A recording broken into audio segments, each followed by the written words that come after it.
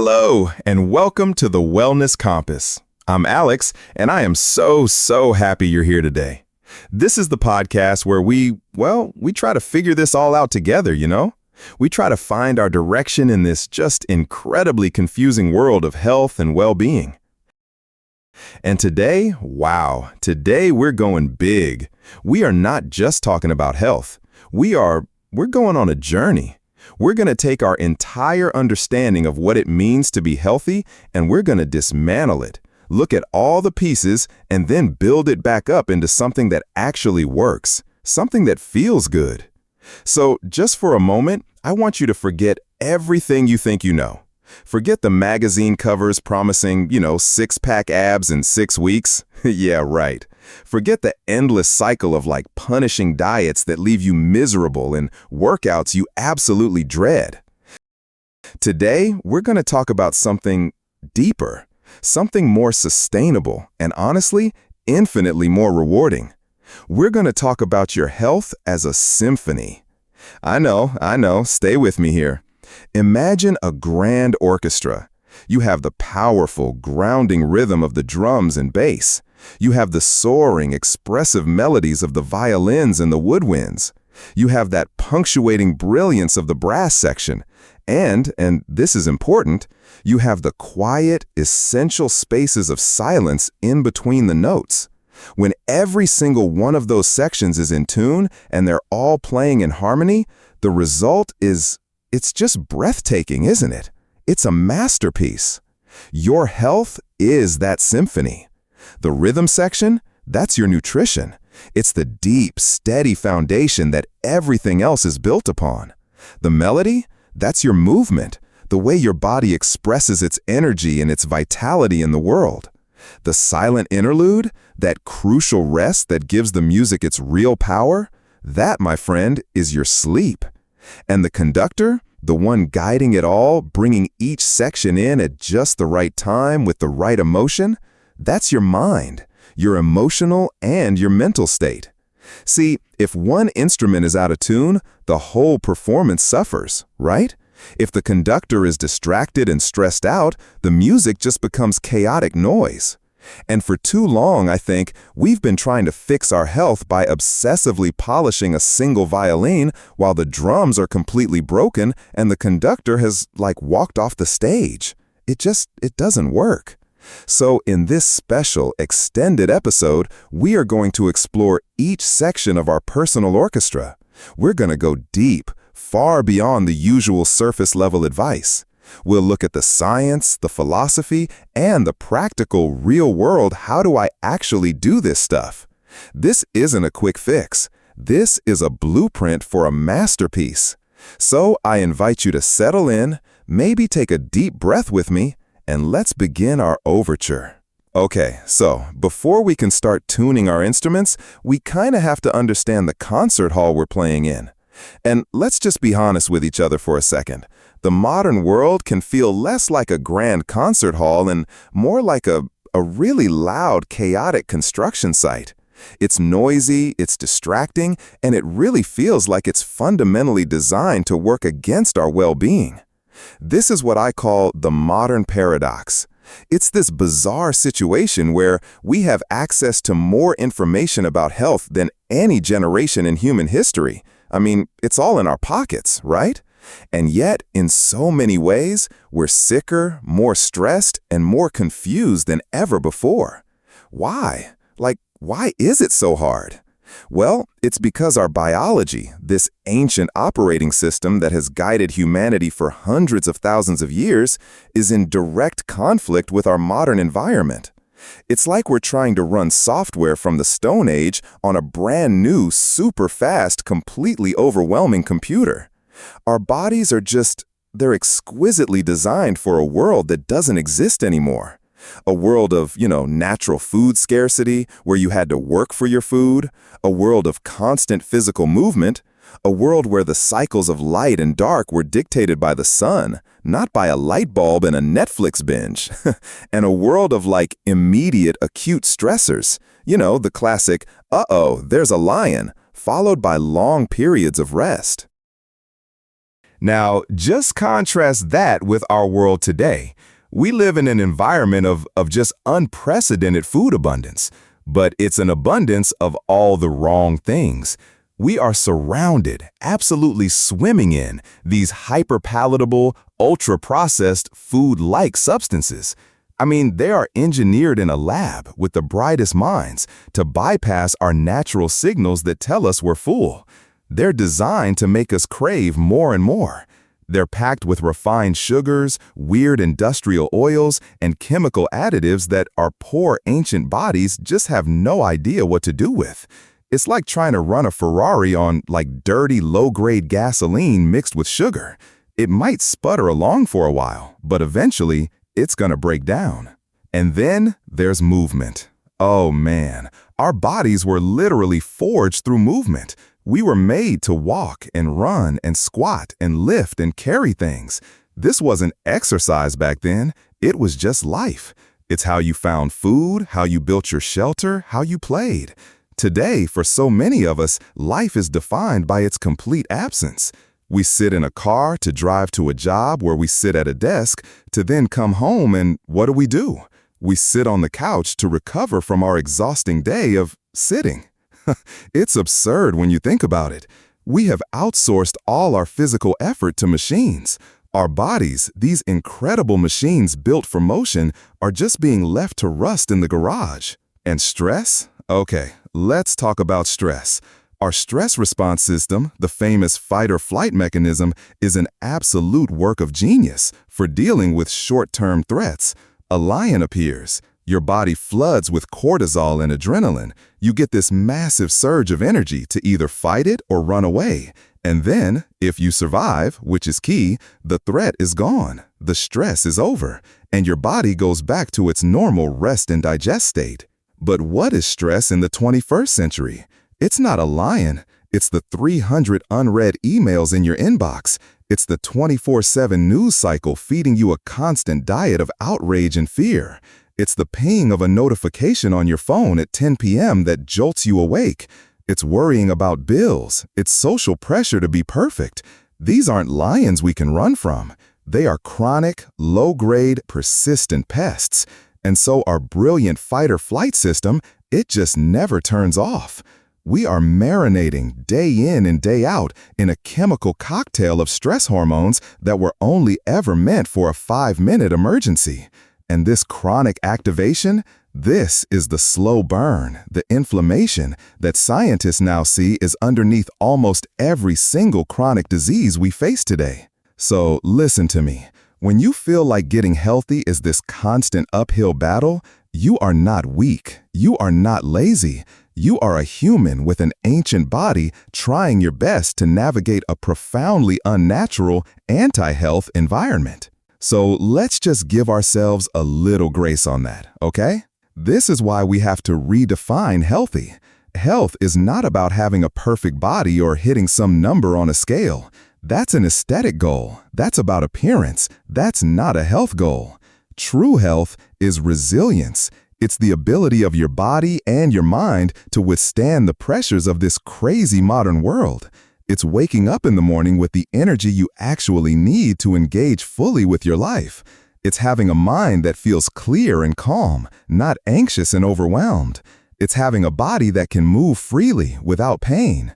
Health isn't a destination you arrive at. It's the state of your symphony being in tune, allowing you to play the music of your life beautifully, whatever challenges come your way. So, with that new definition in mind, let's pick up our first instrument. Let's talk about the very foundation of our energy, our structure, our vitality. Let's talk about the rhythm section, nutrition. All right, so if our health is a symphony, then nutrition is the rhythm section. It's the drums and the bass.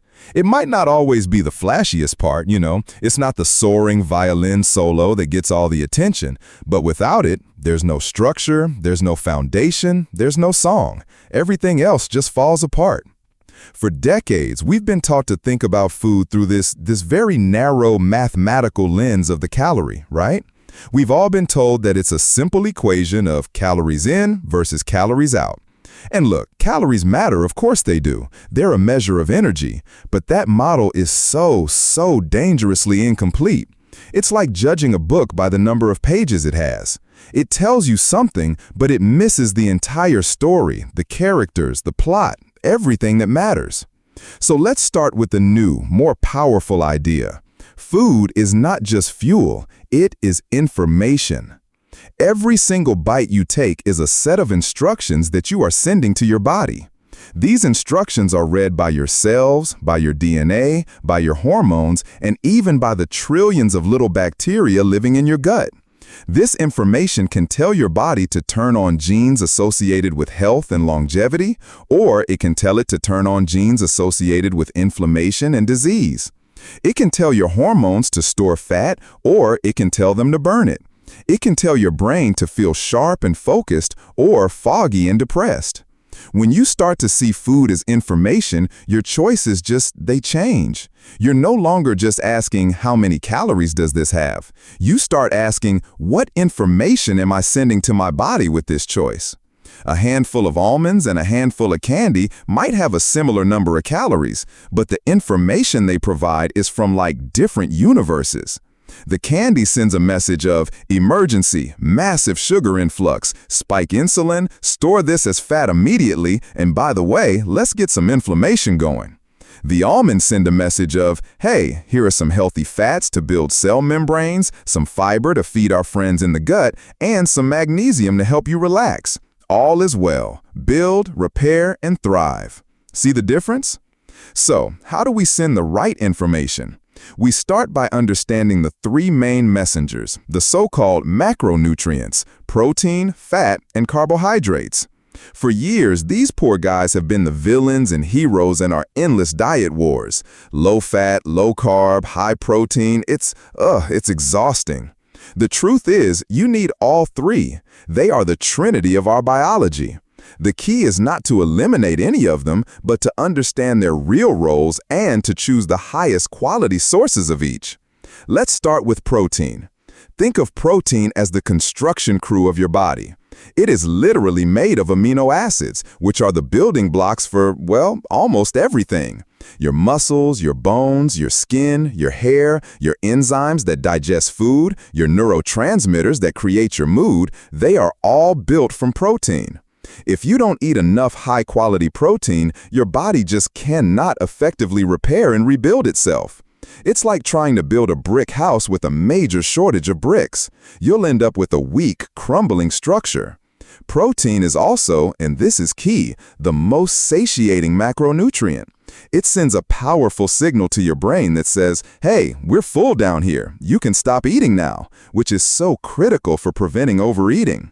Where do we find the good stuff? High-quality sources like grass-fed meat, pasture-raised poultry and eggs, wild-caught fish, and for all my plant-based listeners, well-combined legumes, nuts, seeds, and organic tofu. Next up, fat. Oh, fat. Poor fat. The most unfairly maligned nutrient in the history of food.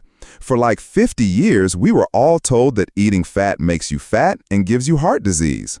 This led to that entire generation of low-fat, high-sugar processed foods that, ironically, made us fatter and sicker than ever. The science is now it's overwhelmingly clear. Eating the right kinds of fat is not only healthy, it is absolutely essential for life. Your brain is nearly 60% fat. Every single cell in your body has a membrane, a little wall, made of fat. You need fat to absorb critical vitamins like A, D, E, and K. The key, again, is quality. We need to avoid the man-made industrial fats like trans fats and those highly refined vegetable oils like soybean, corn, and canola oil, which are super inflammatory. And instead, we should embrace the healthy, natural fats, the good stuff, the stuff found in avocados, olive oil, nuts, seeds, coconut, and the fat that comes naturally with high-quality animal foods. These are anti-inflammatory messengers. They are your friend. And finally, carbohydrates. Carbs have become the new dietary villain, but this is another one of those dangerous oversimplifications. The problem isn't carbs themselves, it's the type of carbs that dominate the modern diet. We're talking about the refined, naked carbs, white flour, white sugar, high fructose corn syrup. These are carbs that have been stripped of all their fiber, their nutrients, all their goodness. They hit your bloodstream like a tidal wave of sugar, causing that insulin spike we talked about. They give you that quick burst of energy and then the inevitable crash, leaving you tired, cranky, and craving more sugar. It's a vicious cycle. But complex carbohydrates, the kind found in whole, real foods, are a completely different animal. Think sweet potatoes, quinoa, beans, lentils, all kinds of colorful vegetables and fruits. These carbs are packaged with their best friend, fiber. And fiber slows everything down. It slows down the absorption of sugar, giving you steady, sustained energy. No spike, no crash. They're also packed with vitamins and minerals. They are not just energy, they are information-rich energy. Okay, so this brings us to one of the most exciting, most mind-blowing frontiers in all of health science, something that ties all of this together, the hidden world within you. Inside your digestive tract, there live trillions with a T of microorganisms, bacteria, fungi, viruses, a whole community that collectively weighs as much as your brain. And this is not a passive community just hanging out. It is an active, living organ that profoundly influences your health. Think of your gut as a lush, vibrant internal rainforest teeming with a diversity of life. In a healthy rainforest, there's a perfect balance. Everything coexists. The good bacteria, the beneficial microbes, are like the colorful birds and the sturdy trees that keep the ecosystem thriving. They help you digest your food, they manufacture essential vitamins for you, and they create these powerful compounds that you can't make on your own. One of the most important things they make are called short-chain fatty acids, or SCFAs. When you eat fiber, the stuff in plants, you aren't just eating bulk. You are feeding your gut bacteria. It is their favorite food. They ferment it, and they produce these SCFAs, which are health superstars.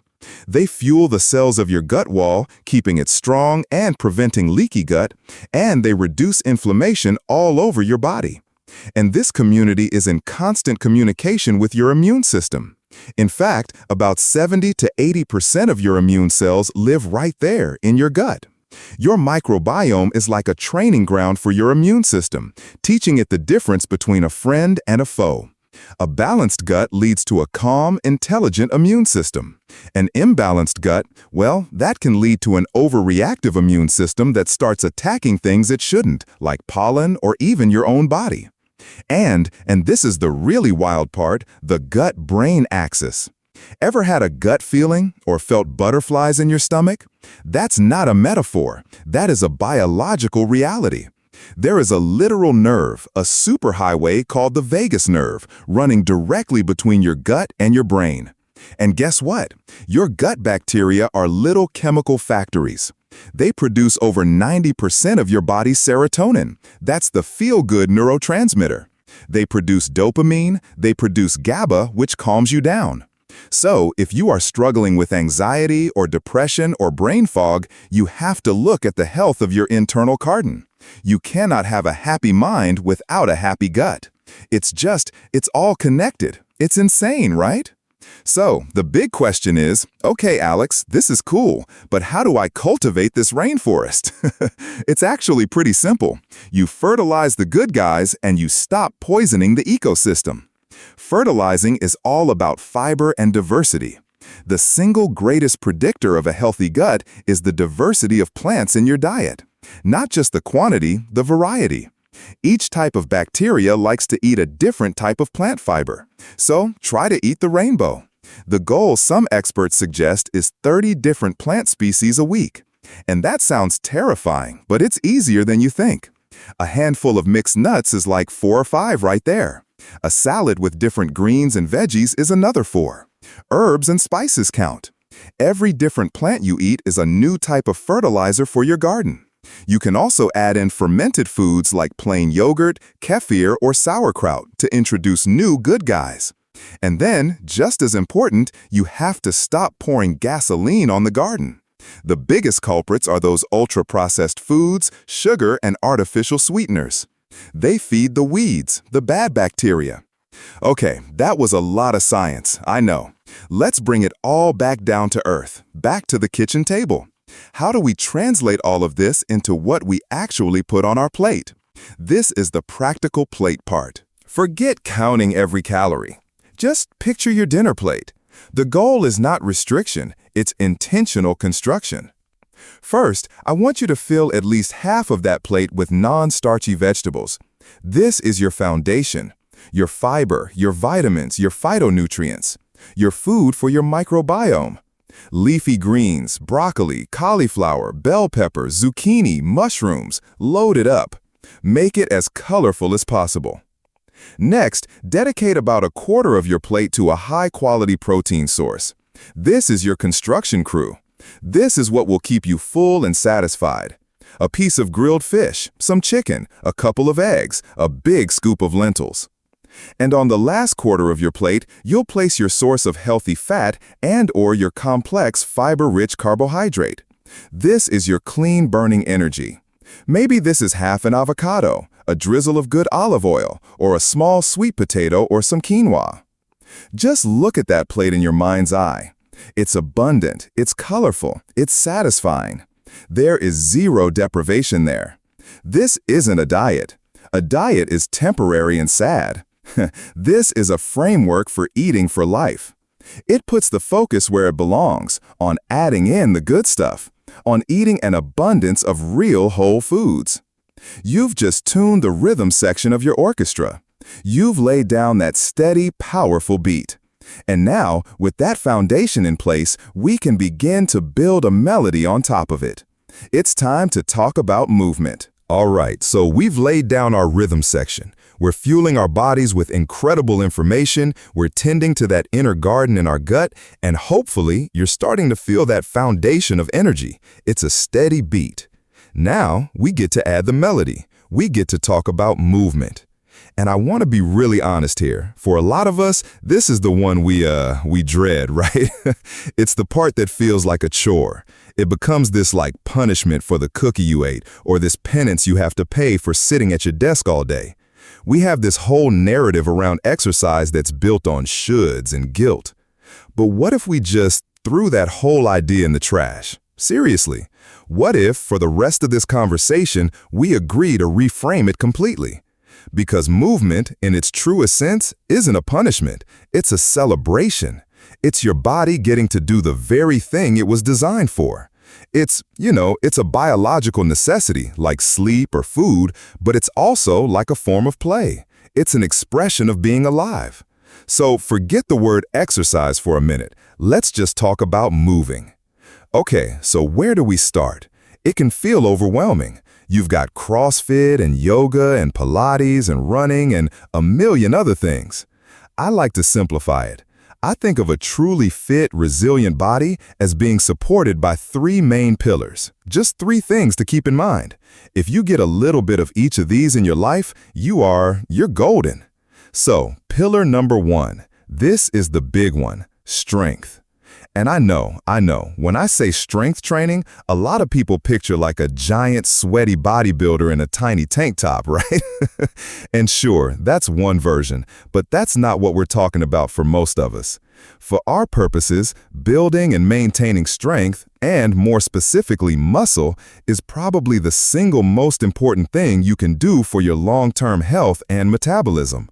Think of muscle as your body's metabolic savings account. It's this active tissue that just burns energy, even when you're, sitting on the couch watching Netflix. The more muscle mass you have, the more calories you burn at rest, which makes maintaining a healthy body weight so much easier. It's also your structural armor. Strong muscles lead to strong bones. As we age, we naturally lose muscle and bone density, which is what leads to frailty and things like osteoporosis. Strength training is the most potent signal you can send to your body to say, hey, we're not done yet. Stay strong. Keep these bones dense. It literally tells your body to pull calcium and minerals into the bone matrix. How cool is that? It's not a pill, it's an activity. You are physically commanding your body to get stronger. It's incredible. And this doesn't mean you have to lift super heavy weights. It can be body weight exercises like squats and push-ups. It can be resistance bands. It can be lifting your groceries with good form. It's about putting your muscles under a load that challenges them, whatever that looks like for you. All right, pillar number 2, cardiovascular health, the cardio part. If strength is your body's armor and engine, then your cardiovascular system is the delivery service. It's the highway system. It's the network of your heart, lungs, and blood vessels that delivers oxygen and nutrients to every single cell in your body. Every single one, from your brain to the tips of your toes. When you do cardio, anything that gets your heart rate up and makes you breathe a little harder, you're not just burning calories. You are making that delivery system more efficient. You're telling your heart to become a stronger, more powerful pump.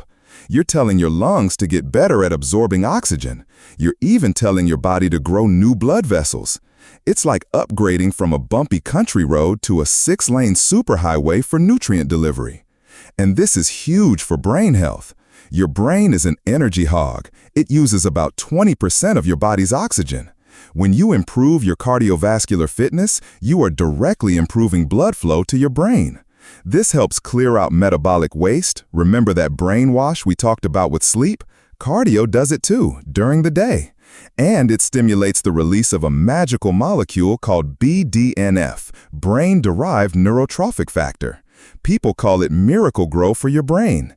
It literally helps you grow new brain cells and strengthen connections.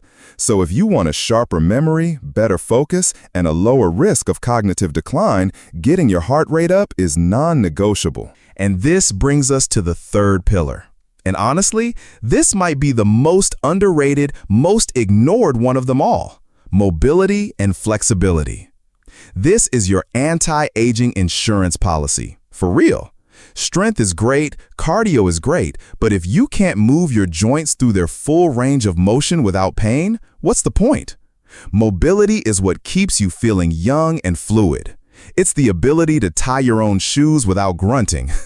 It's the ability to put your own suitcase in the overhead bin when you're 80.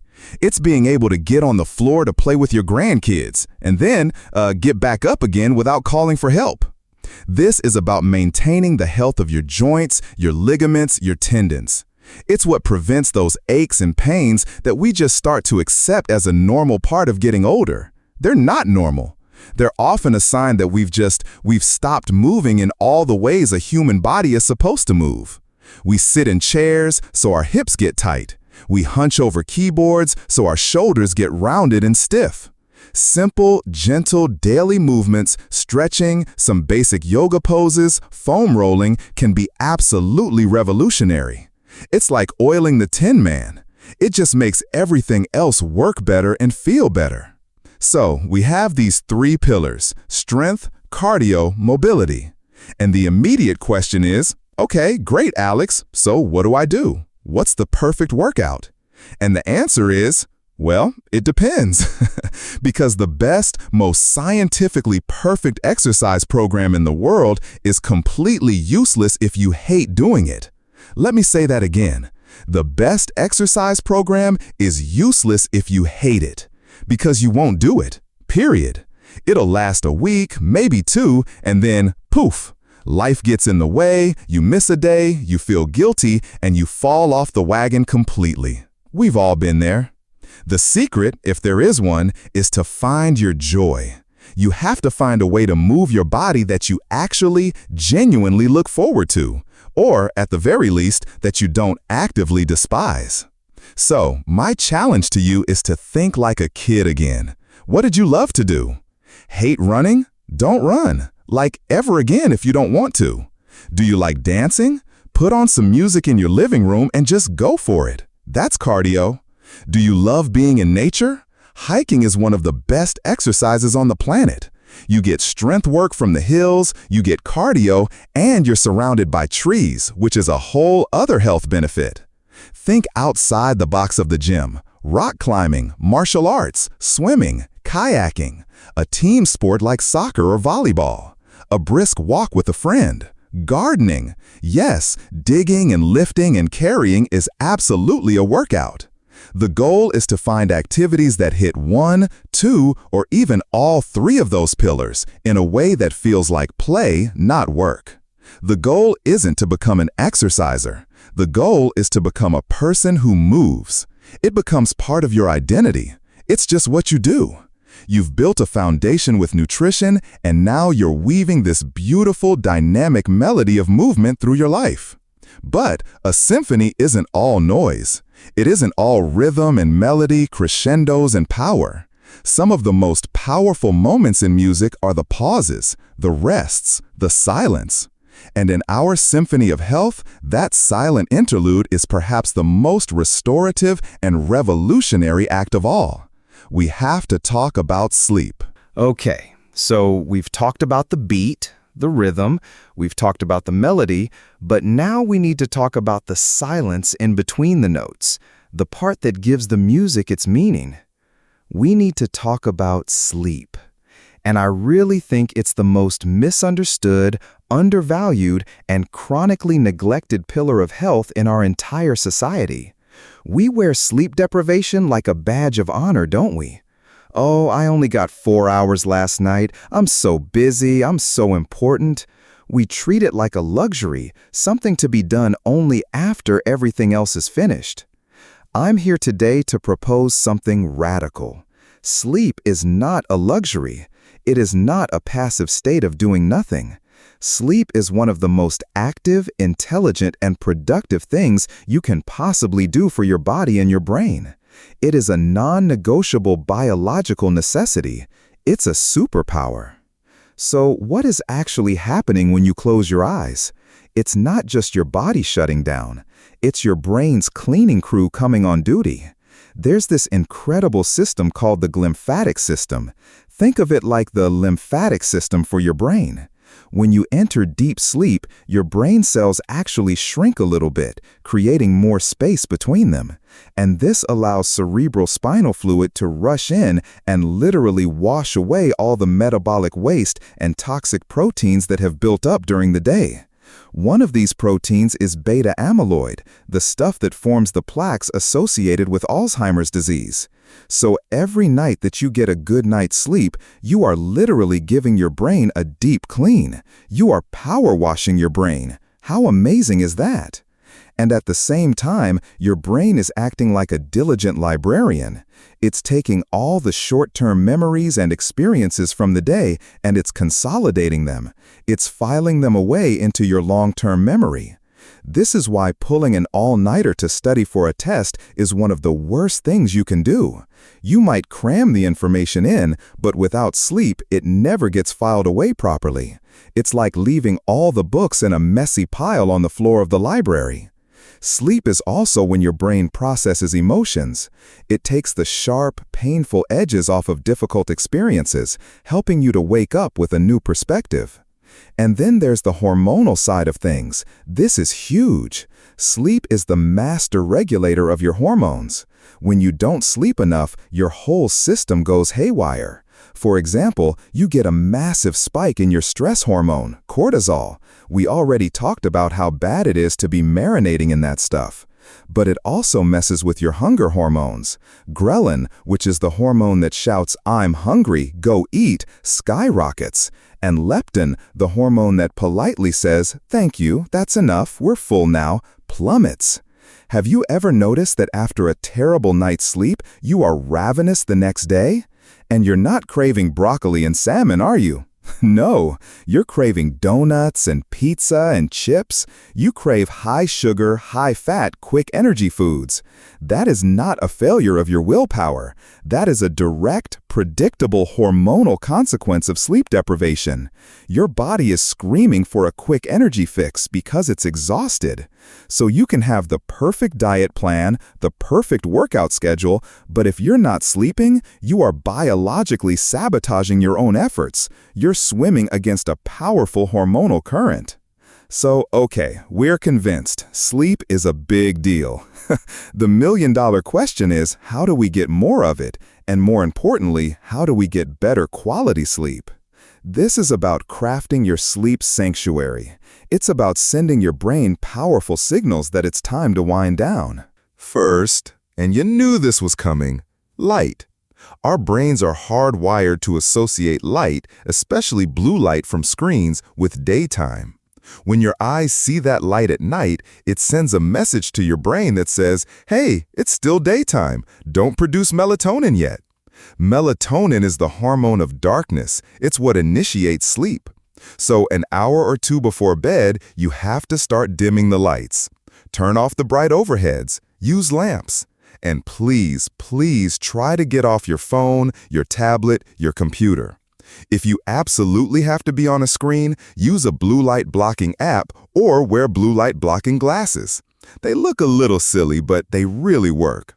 Your room should be pitch black when you sleep, as dark as you can get it. Second, temperature.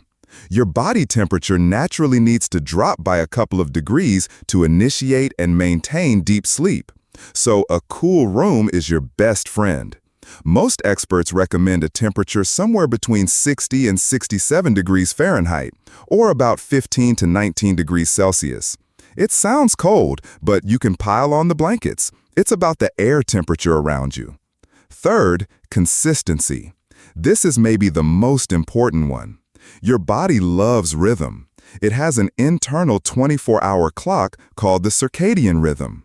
The best thing you can do for that clock is to go to bed and wake up at roughly the same time every day. Yes, even on weekends. I know, that's the tough one. But sleeping in until noon on Sunday completely messes with your internal clock, making it that much harder to wake up on Monday morning. And finally, create a wind-down routine. You can't just go from 100 miles an hour answering emails, watching an action movie, to 0. Your brain needs a transition period. This can be anything that you find relaxing. Reading a real paper book, taking a warm bath or shower. The warming up and then cooling down helps trigger that temperature drop. Listening to some calming music, gentle stretching, meditating. It doesn't matter what it is, as long as it's calming and you do it consistently. It becomes a powerful cue to your brain that says, okay, the day is over. It's safe to power down. This silent interlude, this act of sleep, is where the real magic of repair and restoration happens. It makes your nutrition work better. It makes your movement more effective. It prepares your mind for the day ahead. And that brings us to the final member of our orchestra, the one holding the baton, guiding the entire performance, the conductor.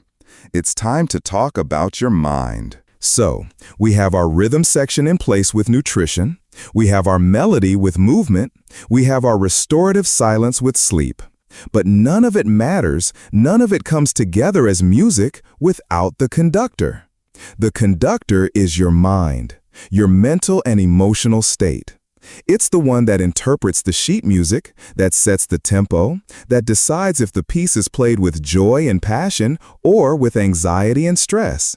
You can have the most talented musicians in the world, the most perfectly tuned instruments, but if the conductor is chaotic, the music will be chaotic. We already touched on this a bit when we talked about the modern paradox. Our nervous system has this brilliant, ancient fight-or-flight response designed for those short, sharp life-or-death moments. The problem is, our modern life keeps that system turned on all the time. The chronic, low-grade stress from work, from finances, from the news, it keeps us in a perpetual low-level state of fight-or-flight. And this isn't just a feeling, this is a physiological state. When you're in that stress state, your body diverts resources away from things it deems non-essential for immediate survival.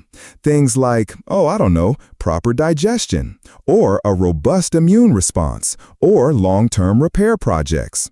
It's all hands on deck for the perceived emergency.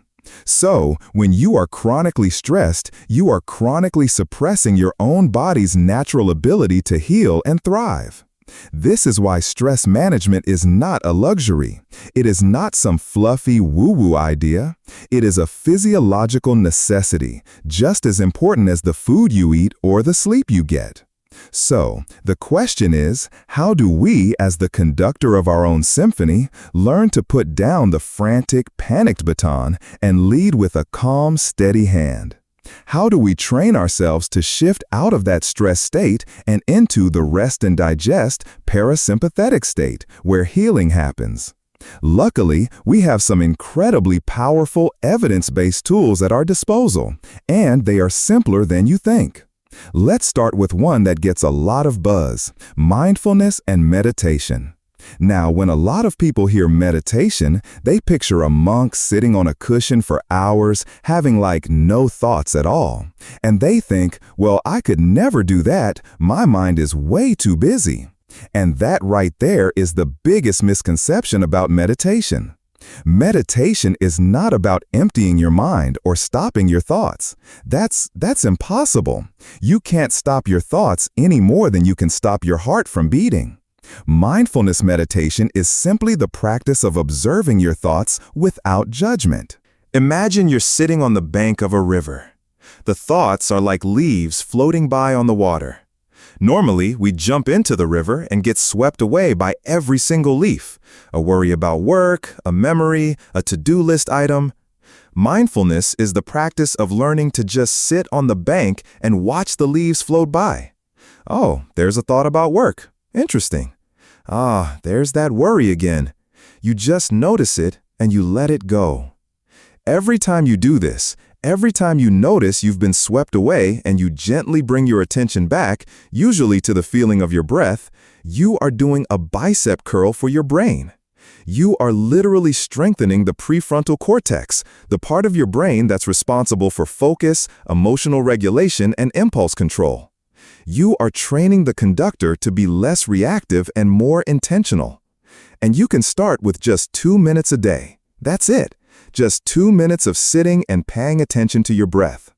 The second tool is even more immediate, and you can use it anytime, anywhere. It's the power of your breath. Your breath is the remote control for your nervous system. It's one of the only things in your body that is both automatic and under your conscious control.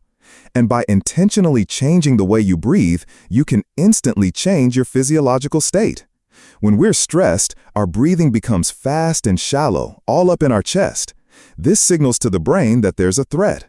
But when we intentionally slow down our breathing, and especially when we make our exhales longer than our inhales, it sends a powerful signal up that vagus nerve. Remember our gut-brain superhighway? That says, everything is okay. We are safe. You can calm down. Let's try it right now. Seriously, wherever you are, if it's safe to do so, just take a normal breath in, and now sigh it all out. Let's do a simple box breath. We'll breathe in for a count of 4, hold for 4, breathe out for 4, and hold for 4. Ready? In, 2, 3, 4. Hold, 2, 3, 4. Out, 2, 3, 4. Hold, 2, 3, 4. Do that just 3 or 4 times before a stressful meeting or when you feel overwhelmed, and you will feel a palpable shift in your body. You are manually downshifting your nervous system. It's like magic, but it's just biology. And finally, a tool that we often forget is a biological need: connection and play. We are social creatures. We are wired for connection. For millennia, our survival depended on being part of a tribe. Isolation is a profound stressor for our nervous system. Genuine, meaningful connection with other people, friends, family, community, is one of the most powerful buffers we have against stress. It releases hormones like oxytocin, which promotes feelings of trust and bonding and actively calms the fight-or-flight system. So making time for a phone call with a friend, a real conversation with your partner, or dinner with family, that is not frivolous. That is a health practice. And so is play, unstructured play. Doing something just for the fun of it, with no goal, no purpose, no desired outcome. When was the last time you did that? We get so focused on productivity and achievement as adults. But play is how we learn, how we innovate, and how we de-stress. It could be throwing a frisbee, playing a board game, drawing, playing a musical instrument badly, whatever. It's about getting out of your head and into the present moment. It's a vital part of a healthy mental state. Being a good conductor isn't about being perfect. It's about noticing when the orchestra has gone off-key and having the tools to gently guide it back into harmony. And now, you have the tools.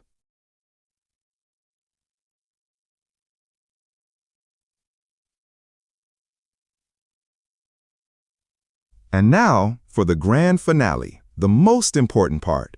We have to understand that these things are not separate. This is not a checklist. You don't just, do your nutrition on Monday, your movement on Tuesday, your sleep on Wednesday. No, it's a symphony. And in a symphony, everything is interconnected. Everything influences everything else. Let me show you what I mean. Let's trace a common negative cycle. You have a terrible night's sleep. You wake up tired. Because you're tired, your stress hormones are high and your hunger hormones are all out of whack. So for breakfast, you skip the eggs and you grab a sugary pastry and a giant milky coffee. The rhythm section is out of tune. That gives you a quick spike of energy followed by a massive crash at 11 a.m. You feel foggy and irritable. Because you have no energy, you decide to skip your lunchtime walk.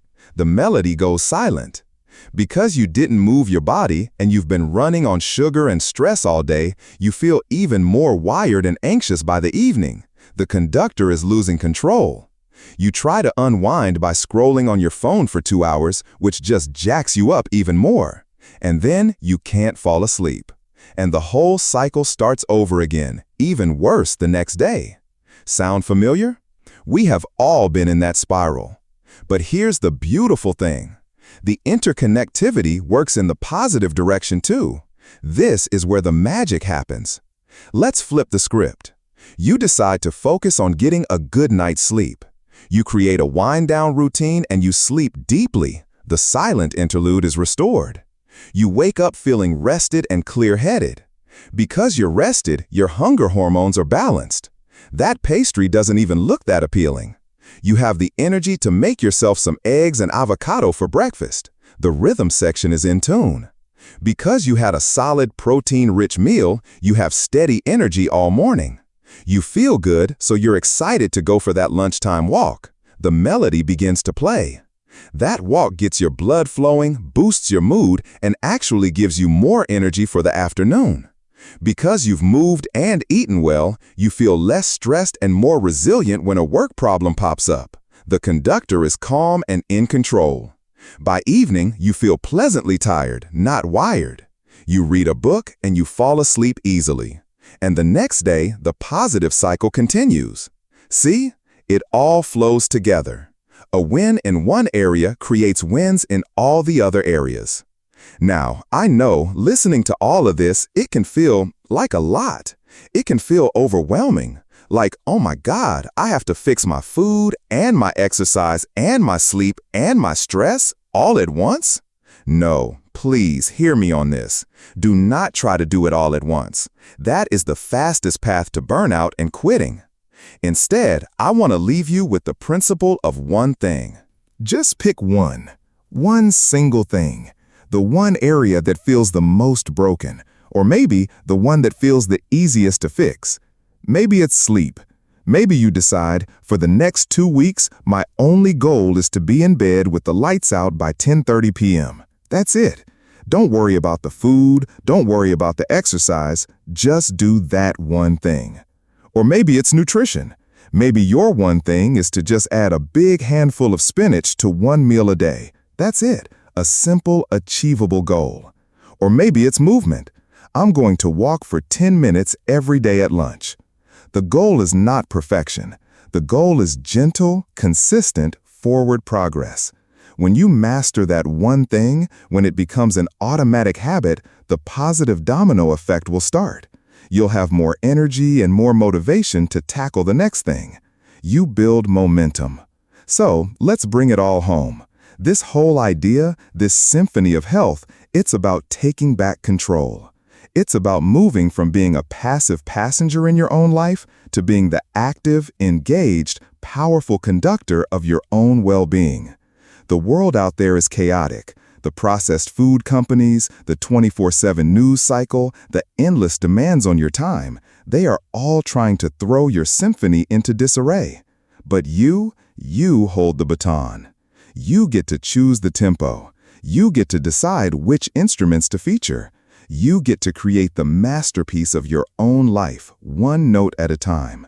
It doesn't have to be perfect on the first try. The greatest conductors spend a lifetime honing their craft. So my invitation to you today is simply this: pick up your baton. Choose your one thing and start. Start today. Thank you so much for joining me on the Wellness Compass today. I hope this deep dive has left you feeling inspired and empowered, not overwhelmed. Remember, it's a journey. Be kind to yourself. Until next time, be well.